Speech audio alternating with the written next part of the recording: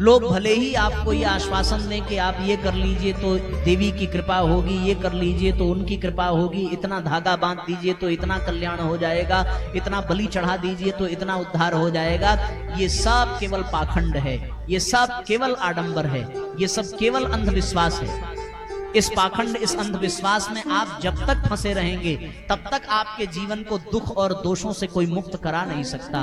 वास्तविकता से आपको परिचित होने की आवश्यकता है और वास्तविकता यही है कि सद्बुद्धि सद्भाव की देवी गायत्री शक्ति से आपको जुड़ना पड़ेगा।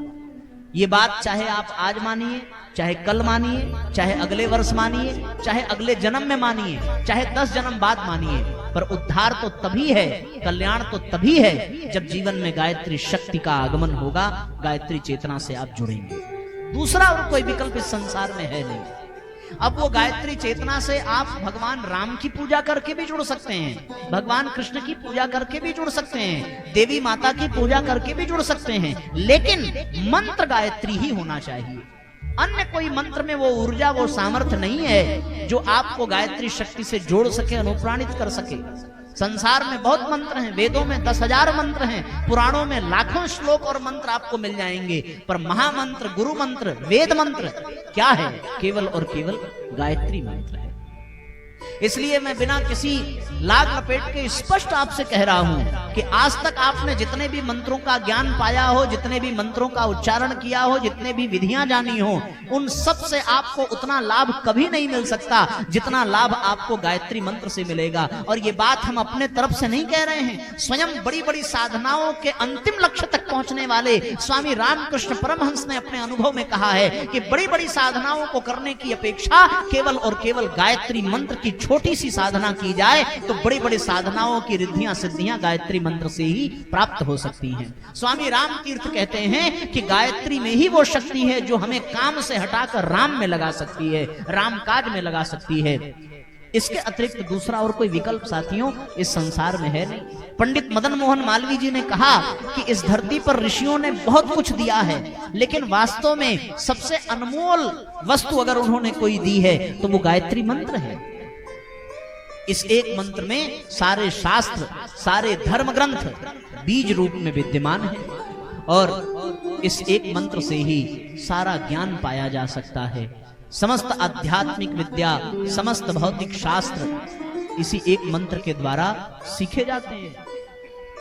ब्रह्मा जी जब भगवान विष्णु के नाभि कमल में उत्पन्न हुए तो उस नाभि कमल में उत्पन्न होने पर ब्रह्मा जी ने पूछा कि कोहम, मैं कौन हूं, मैं किस लिए आया? आकाशवाणी हुई और उस आकाशवाणी ने निर्देश दिया कि तप करो। उन्होंने 1000 वर्ष तक गायत्री की साधना की, तब इस सृष्टि को बनाने का सौभाग्य ब्रह्मा जी को मिला। उसी आदि शक्ति का ध्यान स्वयं शिव, ब्रह्मा, विष्णु सब करते हैं। बहुत प्यारी पंक्ति है, हे गायत्री माता तेरी महिमा अपरंपार है। हे गायत्री माता तेरी महिमा अपरंपार है। यह अद्भुत अति सुंदर तेरा, यह अद्भुत अति सुंदर तेरा रचा हुआ संसार है। हे गायत्री माता तेरी महिमा परंपार है। हे गायत्री माता तेरी महिमा परंपार है।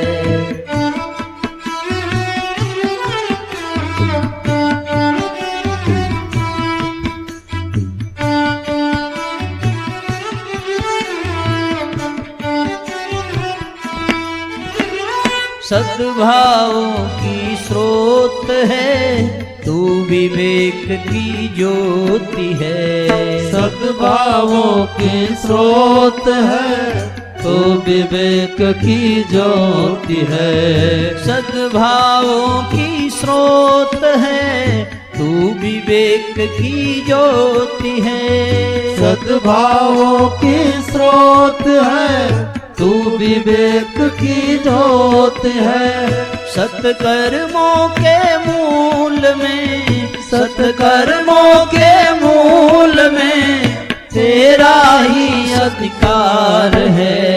हे गायत्री माता तेरी महिमा अपरंपार है।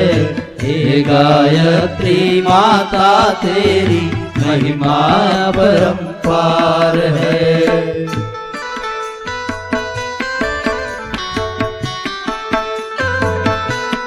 दोनों हाथ ऊपर उठाइए, एक साथ तालियां बजाइए।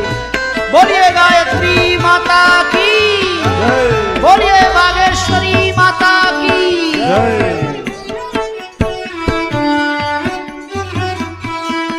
तुम देवों की माता हो, शक्ति प्रगति सुखदाता हो। तुम देवों की माता हो, शक्ति प्रगत सुखदाता हो। तुम देवों की माता हो, शक्ति प्रगति सुखदाता हो। तुम देवों की माता हो, शक्ति प्रगत सुखदाता हो। महाविकट भव रोग पर, महाविकट भव रोग पर तू अमोघ उपचार है। हे गायत्री माता तेरी महिमा परंपार है।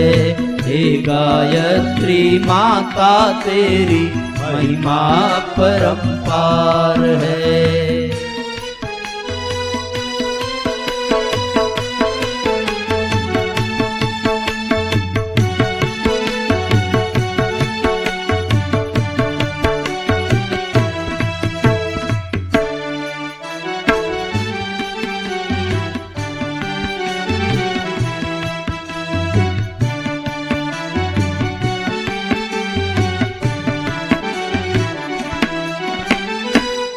अनादि गुरु मंत्र है, अनुशासन जीवंत है। तू अनादि गुरु मंत्र है, अनुशासन जीवंत है। तू अनादि गुरु मंत्र है, अनुशासन जीवंत है। तू अनादि गुरु मंत्र है, अनुशासन जीवंत है। राम कृष्ण सबको मिला, राम कृष्ण सबको मिला, तूरा ही आधार है। हे गायत्री माता तेरी महिमा अपरंपार है। हे गायत्री माता तेरी महिमा अपरंपार है। हे गायत्री माता तेरी महिमा अपरंपार है।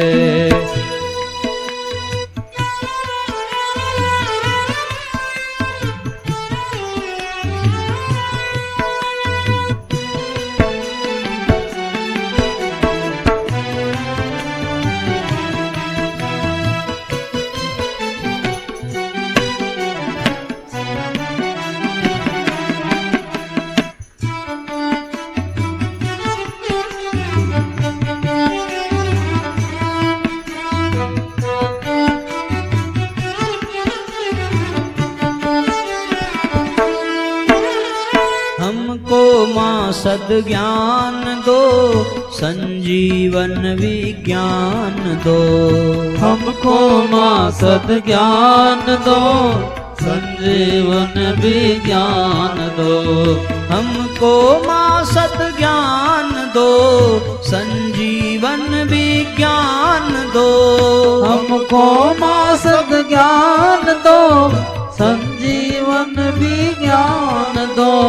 संस्कृति का उत्थान दो, संस्कृति का उत्थान दो, जो जीवन आधार है। हे गायत्री माता तेरी महिमा परंपार है। हे गायत्री माता तेरी महिमा अपरंपार है। महिमा अपरंपार है माँ, महिमा परंपार है माँ, लीला परंपार है। दोनों हाथ ऊपर उठाइए। माता तेरी महिमा परंपार है, हे गायत्री माता तेरी महिमा परंपार है। महिमा परंपार है माँ, महिमा परंपार है माँ, लीला परंपार है, हे गायत्री माता तेरी महिमा परंपार है, हे गायत्री माता तेरी महिमा परंपार है। यह अद्भुत अति सुंदर तेरा रचा हुआ संसार है, यह अद्भुत अति सुंदर तेरा रचा हुआ संसार है। बोलिए गायत्री माता की जय, बोलिए परम पूज्य गुरुदेव की जय, बोलिए वंदनिया माता जी की जय। साथियों, आपके मन में एक शंका अवश्य उत्पन्न हुई होगी, और नहीं हुई तो होनी चाहिए। यहां से जाने के बाद वो शंका आपके मन में आवे तो शायद समाधान के लिए कोई मिलेगा नहीं, पर ना आई हो तो हम खुद आपको सशंकित करना चाहते हैं। आपके मन में ये आना चाहिए कि महाराज, इतने देवी देवता तो दुनिया में थे ही, इतने पूजा विधान तो थे ही। शंकर भगवान के लिए रुद्राभिषेक है, अम्बे मैया के लिए दुर्गा सप्तशती का पाठ है, राम जी के लिए गोस्वामी जी ने रामायण पढ़ने को कहा, कृष्ण भगवान के लिए भागवत है। इतनी सारी चीजें हैं, इसमें एक और तामझाम आपने बढ़ा दिया। अब चले हम गायत्री मंत्र का जाप करें। राम नाम तो सरल था, कृष्ण नाम तो सरल था, माता की चौकी कर लेना, भजन संध्या कर लेना, नारियल चढ़ा देना, ये सब तो सरल था। तो सरल तो भैया खिचड़ी बनाना भी है, फिर क्या जरूरत है पनीर की सब्जी बनाना और बड़े बड़े व्यंजन बनाना। ज्यादा स्वाद चाहिए, ज्यादा लाभ चाहिए, ज्यादा पोषण चाहिए, तो खिचड़ी से काम चलेगा? बताओ, सरल तो है कि नहीं है? तो जब सरल ही करना है तो फिर सरल ही लाभ मिलेगा, अधिक लाभ मिलने वाला नहीं है। रोगियों को खिचड़ी खाने की सलाह डॉक्टर देते हैं। हमारे डॉक्टर साहब बैठे हैं, गलत तो नहीं कह रहे ना? जिसका पाचन खराब हो, जो कमजोर हो, बेचारा मूंग की खिचड़ी खाएगा, मूंग का दाल पिएगा। लेकिन जिसको ज्यादा ऊर्जा चाहिए उसे तो पनीर खाना ही पड़ेगा, उसे तो सभी प्रकार के व्यंजन खाने पड़ेंगे, सब सब्जी इत्यादि, सलाद इत्यादि सबका सेवन करना पड़ेगा। तो सामान्य ही बन करके रहना है, और जैसे सब जी रहे हैं वैसे ही जी करके मर जाना है, तो कोई बात नहीं है। लेकिन अगर अपने जीवन में विशेष आनंद पाना है, विशेष सौभाग्य पाना है, तब भैया आपको गायत्री साधना से जुड़ना पड़ेगा। तो आप कहेंगे, आज तक हम लोग बागेश्वरी माता के मंदिर में दर्शन करते थे, आज तक हम लोग भागवत की कथा सुनते थे, आज तक हम लोग रामकृष्ण की पूजा करते थे, सब बेकार हो गया।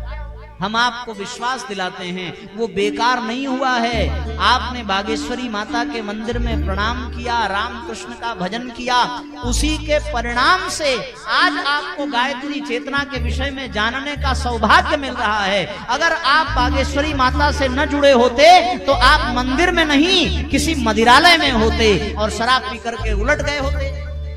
आप मंदिर से जुड़े रहे तभी आप यहाँ सत्संग में आ सके। आप यहाँ ना आते तो गायत्री मंत्र के विषय में आपको जानने को ना मिलता। और सौभाग्य की बात है, पिछले 4 दिनों से कथा चल रही है, पर जितने लोग आज आए हैं वो इसके पहले आए थे क्या? बुलाया तो गया ही था, पता तो था ही कि कथा हो रही है, आज ही ज्यादा क्यों आ गए? क्यों? क्योंकि ये आपका सौभाग्य है कि भगवान ये चाहते हैं कि आपको गायत्री चेतना और गायत्री मंत्र के विषय में जानने का अवसर मिले।